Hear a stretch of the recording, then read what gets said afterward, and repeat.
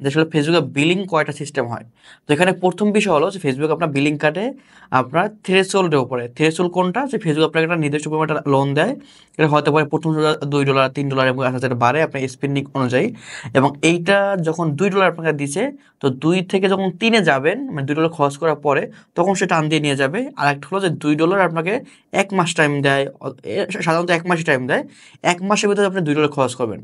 তো 1 তারিখে যখন আপনার আসে যে 1 তারিখে সে বিল টানবে, 30 তারিখ রাত 12টার সময় সে টান দিয়ে 1 তারিখে যখন পড়ে, তখন সেটা টান দিয়ে আপনার এটা নিয়ে যায়। এটা অনেক সময় অনেক অ্যাড অ্যাকাউন্টে এটা চেঞ্জ হইতে পারে, বাট এটা এরকমই যে রাত 12টায় টান, যখন ওটা রাত 1 তারিখ পরে তখন সে টান দেয়। এটা ডেট অনেক সময় কারো আপনার 1 তারিখ, কারো 25 তারিখ, এরকম একটা মানে বিলিং ডেট থাকে। তো সে 2টা কিন্তু এখানে। একটা হলো বিলিং যে ডেটটা আসে, ওই ডেটে যে মানে যত থাকুক আপনার কারেন্ট ব্যালেন্সে পার্সেন্ট থাকলেও সে কিন্তু টান দিয়ে সমস্ত অ্যাকাউন্টটা মানে সমস্ত অ্যামাউন্টটা সে টান দিয়ে নেওয়া যায়। আরেকটা হলো যে $2 হলে যে থ্রেশহোল্ড লিমিট দেয়, সেই লিমিটটা সে টান দিয়ে নেওয়া যায়।